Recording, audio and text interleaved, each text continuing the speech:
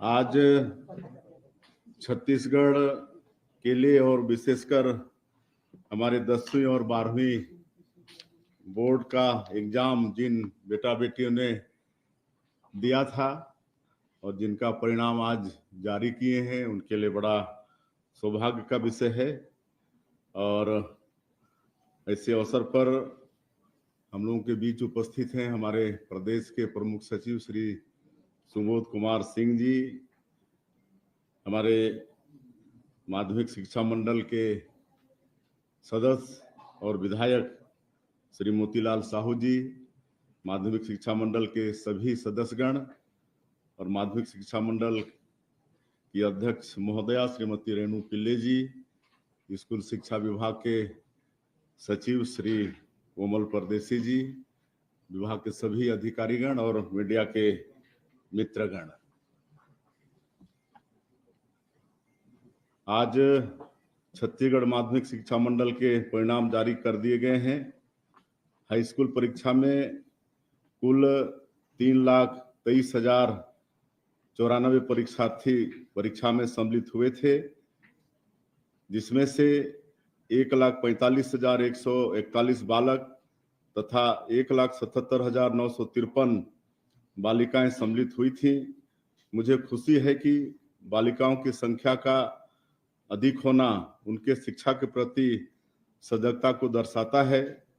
High school परीक्षा में उत्तीर्ण परीक्षार्थियों की कुल संख्या 2,45,913 है, अर्थात हाई स्कूल परीक्षा का परीक्षाफल 76.53% रहा, जिनमें से उत्तीर्ण बालिकाओं का प्रतिशत 80.70 रहा तथा बालकों का प्रतिशत 71.39 रहा।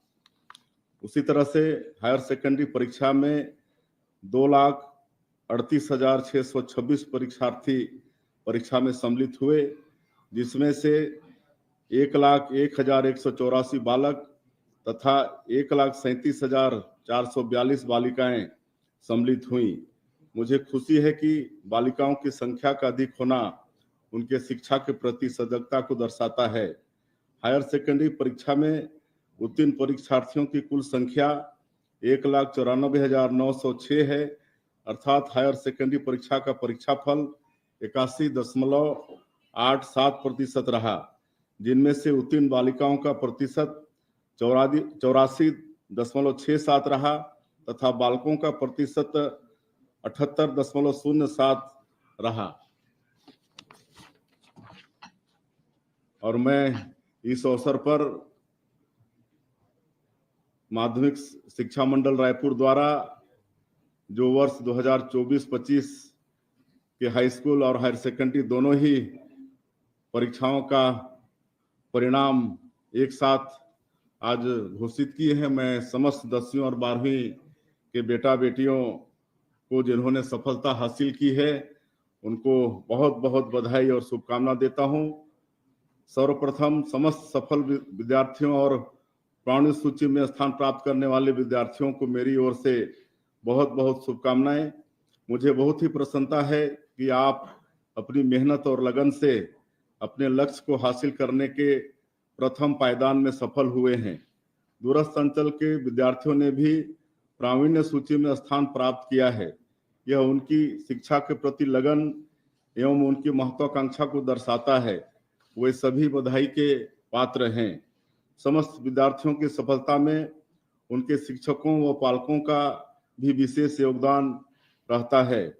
अतः मैं उन समस्त शिक्षकों व अभिभावकों को भी बधाई प्रेषित करना चाहूंगा कि उनका मार्गदर्शन, उनका मेहनत विद्यार्थियों को उनके लक्ष्य तक पहुंचाने में सहभागी रहा।